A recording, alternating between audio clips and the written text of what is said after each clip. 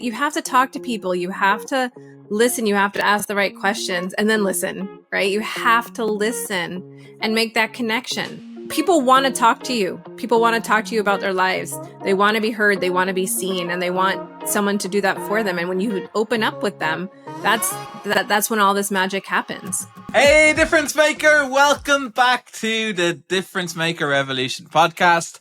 Today we have Senor Saperito and Miss Jeanine McLeod. I don't get the fancy, fun, exotic accent. Senorita McLeod. I like speaking Spanish with an Italian accent, like. Anyway, today we're talking about like one of my favorite topics. I literally have a page of notes on this, right? Because I see this coming up all the time. All the time. It's like, I need to find more quality clients. Jonathan's going to do accents today. I am so entertained right now. I need to find quality clients. Cord on the back of his back, and that's what comes out. I hear it so much, it's just programmed in there. It's like boring to say, I need to find more quality clients. And personally for me, I think that we don't find quality clients because that's too much hard work. Right? So for me, finding quality clients is like looking for a needle in a haystack that's been hidden somewhere in New York City.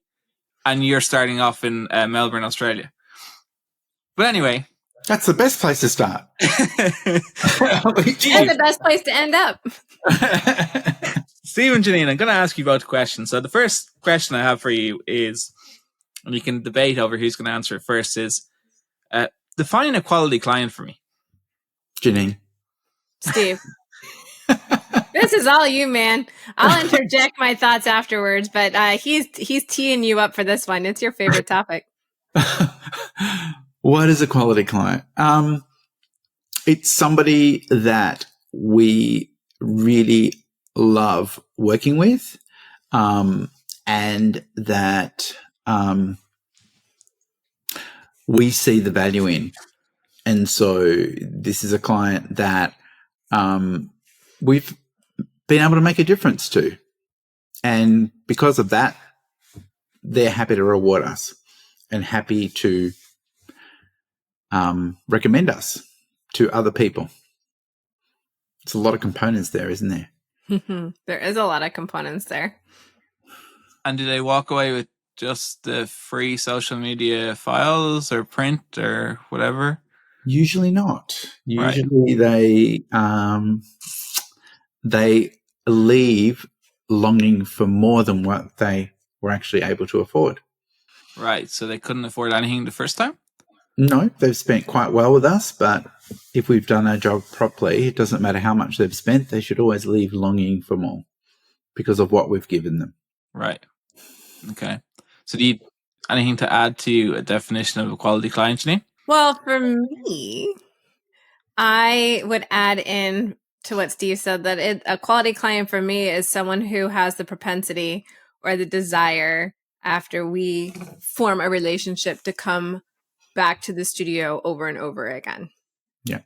And so we work on building that quality client for life. And so for me, it's that as well. So not just one session or experience, but multiple. And becomes a raving fan. And you said in the beginning, I think it was the first thing you said, Steve, for me, it's someone we love to be with. Like, I can tell you the difference. Like, to me, almost the money is secondary because I'd much rather have someone that brings joy to the studio and the environment and we love and have fun with than, and if they spend good or at average, than someone who is horrible to work with and spends a ton, right? Like, I would much like, you need that melding of all of it. But for me, like the personality and the heart of for us, it's usually parents. So the heart of the mom, the dad, the relationship between all of them, that is what we love. And it shines when it walks in the door.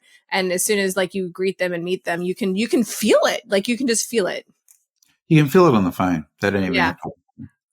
So this idea of this concept of finding quality clients, right? I feel like a lot of photographers who I speak to who, haven't had the epiphany yet or haven't drank the Kool-Aid yet, believe that there are people out there who, without them doing anything, that they can find these magical people who absolutely love them, love the quality of their work, love all the products made by the elves in the Black Forest, and that they don't even have to talk to these people, that they can run marketing, they'll book themselves in, they'll make sure that they show up on time with their credit card and debit cards fully loaded, ready to spend thousands on the artwork, that they don't have to sell or even guide them in having what they'd love to have, that they're just going to come in,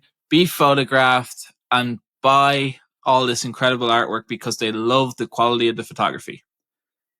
Is that a fantasy? I think I have a better chance of winning the lottery than that happening. Jono, that's why I moved to Ireland, because the leprechauns are going to send me all those people. I always envision like the angels singing down from heaven. Oh, you know. I know I exaggerated that, right? But I feel like there's this expectation that there's people out there who, if I put up my work, that they should just want to book me, want to pick up the phone and call me as the photographer, want to buy my stuff. But is that why people value or buy photography? Why do people actually buy photography? And spend thousands? I'm not talking about people who come in and spend, a couple $100. I'm talking about people who come in and spend, multiple thousands on wall art and treasure boxes and more. Like, why do those people actually buy photography? There's so much in that question, John. Jonathan. I think you're right. There is a world full of those people.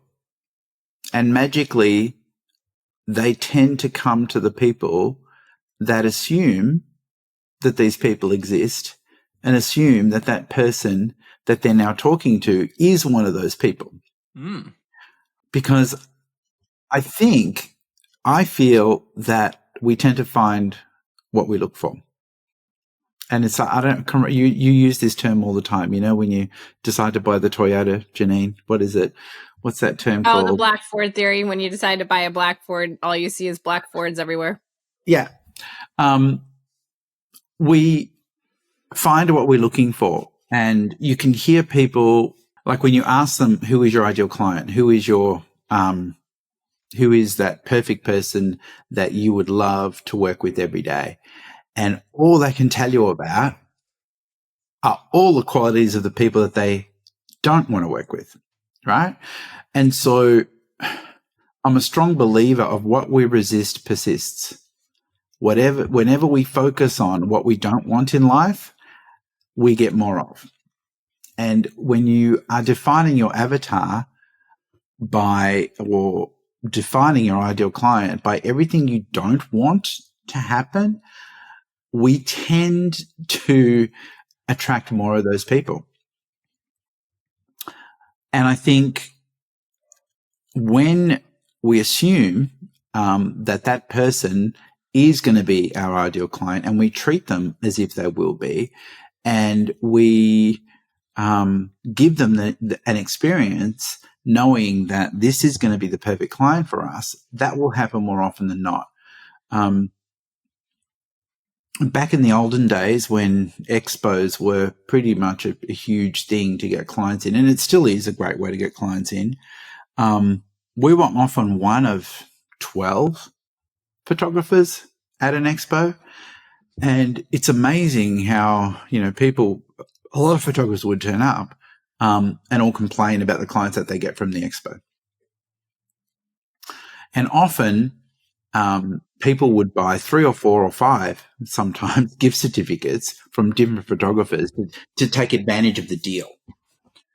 And so often we would get clients that have said, oh, no, we're not buying anything. We've already been to this one that was at the same expo and the other one that was at the same festival. And, oh, my God, that was so expensive. We actually spent an extra $100 or $200.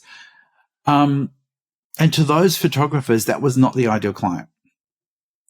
But when we gave them the experience, and this happened multiple times, those very same people that were complaining how expensive the other photographers were, and they spent $100 or $200 with them, came and spent thousands with us. Now, it's the same person from the same expo. They'd been to 2 or 3 other photographers. In most cases, spent nothing. And when they did spend $100 or $200, think that that was crazy expensive. Yet when they came to us, we assumed they were the right client. We assumed that they deserve an experience. We helped them discover something about themselves that were valuable. We photographed something that mattered to them. They walked away spending thousands and still complained about how expensive those other photographers were.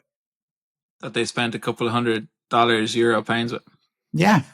So you mentioned something there that's interesting. You mentioned created something valuable and meaningful to them.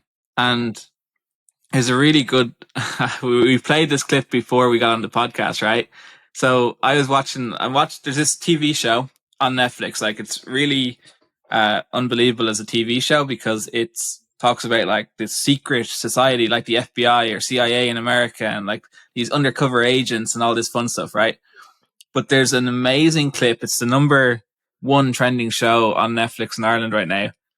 And in season 2, there's this amazing clip where, you know, the superhero of the show is talking to this guy who buys and sells information. And he asks this guy a question. He asks, like, why is this file or document so valuable to you? And this guy goes on to explain the definition or meaning of value. And he's basically told the story about how, you know, his grandfather, when he passed away, he left this bottle of aftershave or whatever you call it, right? Aftershave, right? Yeah. And basically, you know, this bottle of aftershave became priceless to him because it was his grandfather's, because his grandfather had touched it, and because his grandfather represented something that was so meaningful to him. It represented his mother's happiness, right? That's why this bottle of aftershave that had no real tangible monetary value to anybody else was absolutely priceless for him. And that story reminded me of what we as difference makers are doing with our photography. Because what we're doing is when we ask these questions of our clients and we discover what's important to them about their family and their relationships, we know what photos we need to take. We know what emotions are attached to those photos, so that when we inject that emotion into those photos in your design consultation and design artwork that matters to them, that is priceless to them, like, what's the value of $2,000, $5,000, $10,000 versus priceless? Nothing. And that's when people have to have the money, and that's, you know, people tend to find the money for what they value. And that's when you don't become expensive, because you hear all the time. I certainly hear all the time, oh, they said I'm too expensive, or I have to become a luxury because people value luxury. And if I become a luxury and have these high prices, people value that. I'd rather be priceless 100% of the time over being considered a luxury. Because for me, luxury means expensive. I never want to be too expensive to a client. I want to be priceless. I want to create something that's priceless to them. For them. Your turn, Jeanine. What'd you say?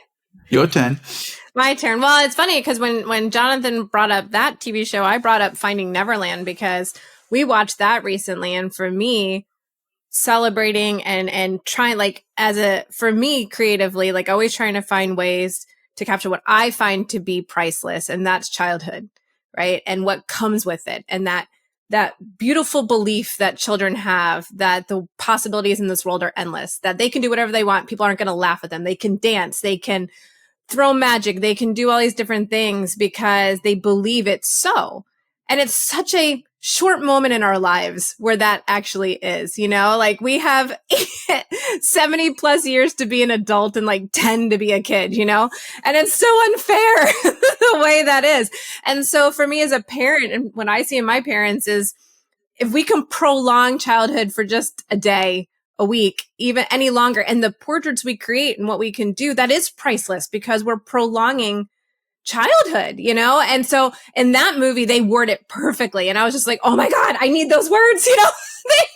The extension of childhood and the childhood beliefs and the boyish beliefs of Peter Pan, right? And to never grow up and all these things. And it's, yeah, you know, I mean, like, when a parent comes in and say, I just want the digital files, or I just want this, it's because they haven't even, they're coming to us with this preconceived notion of what they've seen other people offer online. And it is all just physical, logical products of capturing what that person looks like now.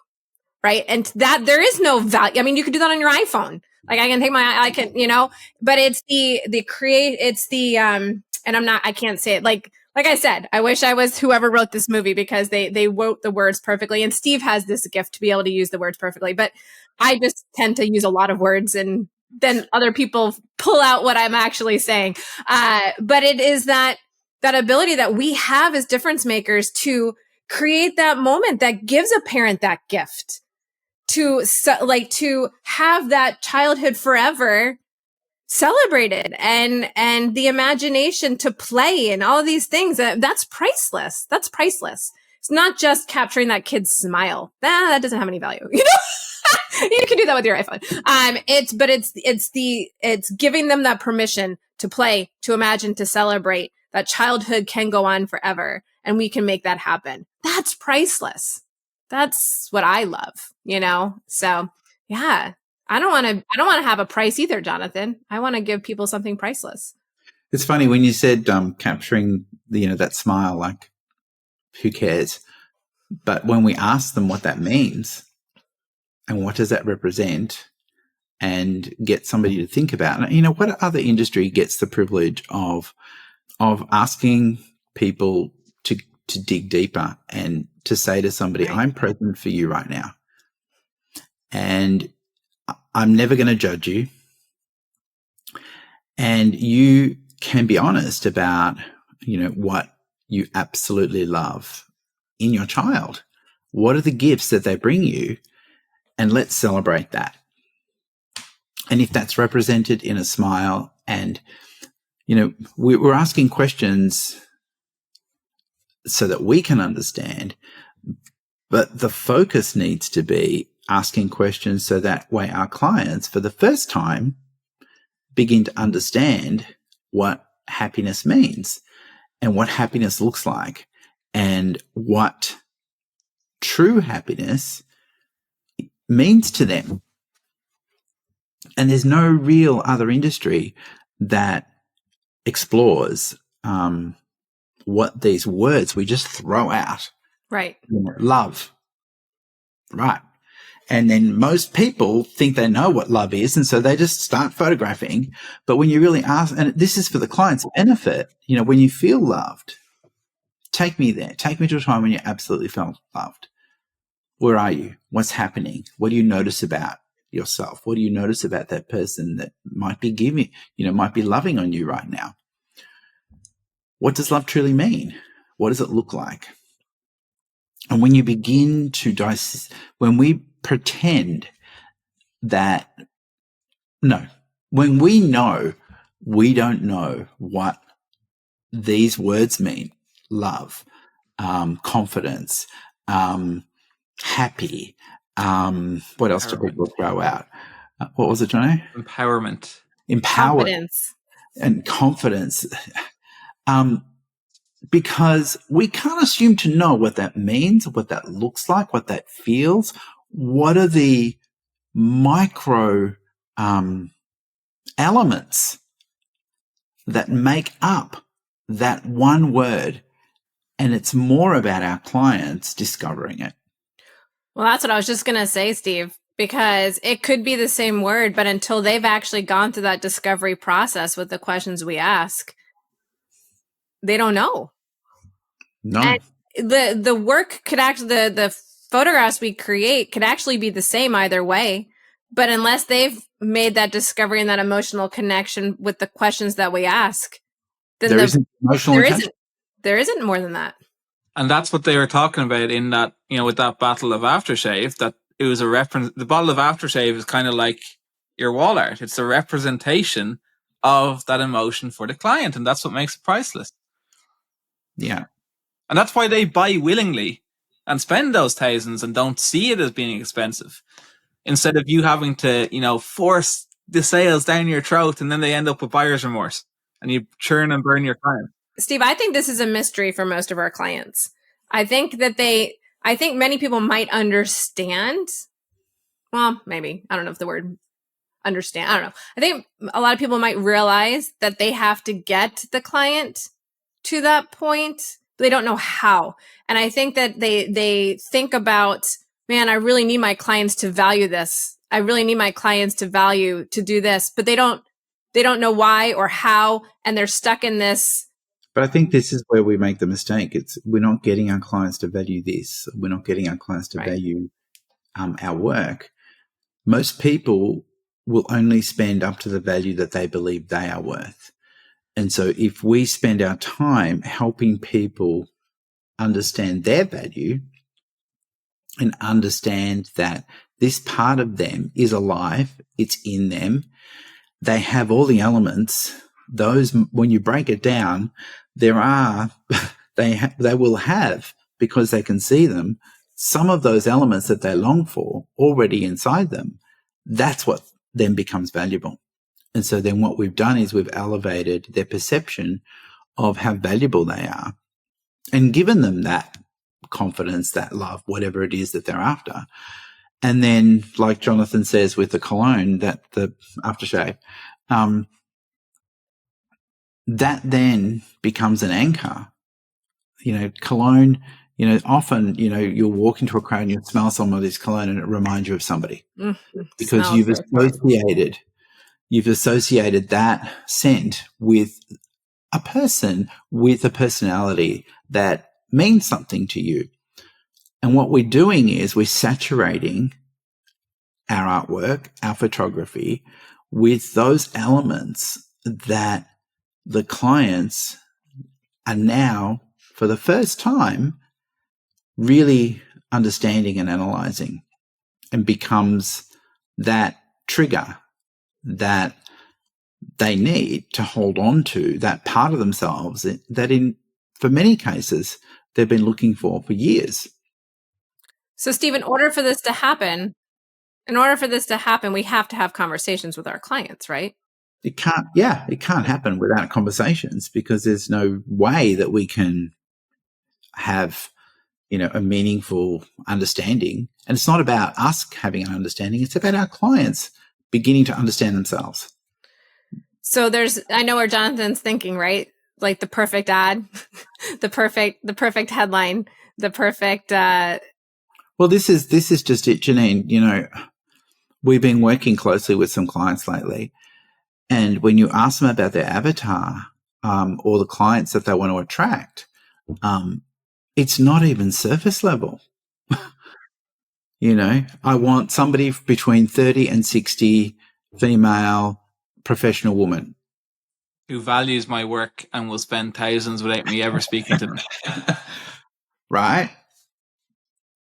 But, really understanding who you're targeting helps with knowing what questions to ask. And you can only get this through experience. You can only get this through opening up your heart to people and taking an interest in people.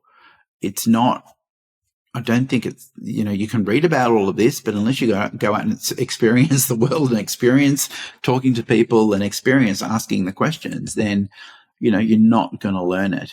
And so, Jono asked me, to help with an ad copy today. And he goes, we need to write it for an avatar for because the client asked him, it needed to be for nurses, police, military. What else was there, Jono? There was like 6 different things. And I mean, that's just so broad, and it's just not even possible. But so if we want to, in an ad, speak to somebody, you're speaking to one person, and then there are going to be lots of other people that are similar minded that it'll attract as well. But I think going back to your first question, trying to find those perfect clients, I feel when people are prospecting, right, are looking for clients, they're looking through a lens of guilty till proven innocent. Almost like they're already fearing all of the things that have gone wrong in the past or they can see going wrong, rather than believing that I have the potential to create an incredible client here, and I'm going to treat that client. And you know yourself, like if you walk into a shop and you're served well, the people are nice, you will spend more than if somebody is treating you like you're worthless, and assume that you can't buy, assume that you're not going to be the right fit for them. You tend to walk out. And I think that's what happens with a lot of leads. I saw it in my own studios where my team was saying, "Oh, these leads are terrible. Nobody's booking. These are terrible clients." And I would ring the same people they rang. I just, rang them again, the same leads, and suddenly people are amazing, booking and spending incredible money. It's how we see them before we even start. It affects how we treat them. It affects the questions we ask. It affects our, how can I say it, personality towards them. And so that then results in the result. Well, the conclusion for me was that really that, this idea out there of that, you can find quality clients. In my opinion, finding quality clients is impossible, because you don't find quality clients. You create quality clients. And as Jeanine said, you can only begin to create quality clients by having the conversations. Because, and this is what people think, they believe that if they run a Facebook ad, if they go to an expo, if they have an alliance, that when they're prospecting, as you say, like generating leads, that these leads should already be quality clients. All you can do with your marketing, everyone listening, all you can do with your marketing is to use your ideal client's language to attract people that reflect the same values as your ideal client. That's what marketing is. Marketing doesn't create quality clients. Marketing doesn't find quality clients. Marketing gives you the opportunity to have a conversation with people who are reflective of your ideal client's, values and language, so that you can create a quality client by having conversations. John, I think a lot the difference is, those people that assume that every lead that comes in is a quality client and treats it as if it was a quality client tends to get better conversion and tends to get higher, more quality clients. Those people that question whether this is a quality client approach it completely differently. And so they tend to get less. And then there's the people that assume it's not. And there was a story, actually, this happened. So we were just over in one of our client studios, Jamie Bott, in Devon. And we had Alex Class, who's a photographer and client as well of the Inner Circle, who was there videoing us doing some training. And we were sitting in the Airbnb after, and Alex was telling us stories of some of his clients. And it just spoke to the power of assumption for me. So Alex had run a Facebook ad, right? And this potential client that had filled out his form was living on benefits. They hadn't worked in years, right? They had a cat, because Alex photographs cats and dogs. And they had, they lived in this 1-bedroom apartment, or it was 1 bedroom they lived in, right? And anyway, he said, right, I'm going to give this person the experience anyway. A hoarder with nowhere to put anything. Nowhere to put anything on the wall. The things. It was all cramped and crowded. So he said, right, I'm going to give this person an experience anyway. And he had the discovery calls. He said, I'm going to give this person an incredible experience that made him even more determined. Yes. He had the discovery calls. He went to this client's bedroom. That they lived in a bedroom. They lived in one room. And he photographed their cat, right? And they lived off benefits, right? They hadn't worked in years, but because they had a cat, they somehow had this fund for the cat to cover veterinary bills and expenses. And this client ended up spending £1,500 on what we call the objection handler piece of wall art when she didn't really have space for wall art, but she made space because of the emotional attachment and experience that Alex created for her and the meaning to her of what he created. Of what her cat meant to her. Of what her cat meant to her. I knew you would correct me. Now, if anyone else were looking at that and like, oh my God, this client, looking at the form, she's on benefits, hasn't had a job in 55 years, has a cat, lives in one bedroom. They'd be like, that's not a client. That's not a client for me. Right? That's not my client. That's not my client. That's those not are my the exact client. words that people say. That's not my That's client. not my client. Yet for Alex, this client spent £1,500 on wall art, and I think she referred someone else in her area, a friend of hers. Imagine that. And that's a win. And I know it's not 10,000 or 5,000, but that's a win. But look at all the opportunities you're missing out on by making assumptions. Great clients are made, not found. I believe some fella called Steve Saporito says that all the time. Great clients are made, not found. Steve Saporito doesn't say it. Every ounce of him believes it. Right. And that's what it means. It means creating something that's priceless for your clients. And I think that's the difference when every ounce of you believes in what you do and believes that every client is the perfect client for you. You just need to find out how they can be. Then that puts us in control. And that's where you not only get the £1,500 or dollar or euro sales, but also the 10,000, the 15,000, the 20,000 that we're seeing from clients. But for most people, that would have been a zero sale. Yeah. And that got rid of a zero. Yeah. And added 1,500. Yeah. But not only that, you've made that person's day.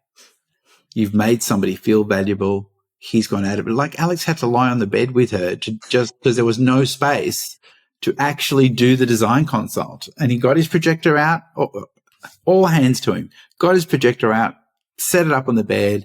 He goes, it was just so weird. There was two of us like lying on the bed, I'm a total stranger. And, she was so grateful that, that she got to have this experience. And it's about the experience that we give and assuming that everybody is valuable because everybody has a right to feel that. Jeanine, final word before we wrap it up. Final word. I think we've said a lot of words. No, I just want our listeners to really listen to this podcast. They don't need to listen to it 8-10 times. They need to listen to it and really listen to it. And they need to listen to it with their minds and their hearts open, because I want people to really know that you have to talk to people. You have to listen. You have to ask the right questions and then listen, right? You have to listen and make that connection, because people want to talk to you. People want to talk to you about their lives. They want to be heard. They want to be seen, and they want someone to do that for them. And when you open up with them, that's when all this magic happens. And if you really are a difference maker at heart, and I do believe that photographers are, they just have to realize that. That's what your art can do. And we are so privileged to have this as our profession. We really are. I say it every day. We have the greatest job in the world. It's not even a job, and we get to bring this to people. We get to help them discover these emotions that they never knew were there, or they knew they were there, but they didn't know how to tap into them. They didn't realize what it was. And you're connecting the dots for them. So please listen and please take this to heart and then get the training you need in order to be able to do this, because it'll change how you view what it is that you do. Absolutely. So Jeanine, you mentioned training. So the best place for you to be to learn how to not find quality clients, because that's impossible. Go do a lotto ticket instead. They're already there. The best place to learn how to create quality clients is in the difference maker inner circle. So the inner circle is going to give you the coaching, the training, the accountability, the tools and the software, and the supportive community that is focused on creating quality clients, is focused on delivering incredible experiences that they're then rewarded with as a result of that experience. So make sure that you click the link below this button, apply to join the inner circle, and we can't wait for you to join a family of thriving photographers who want to see you succeed. We'll see you on the inside. Thanks, everyone. Bye, everyone. See you later.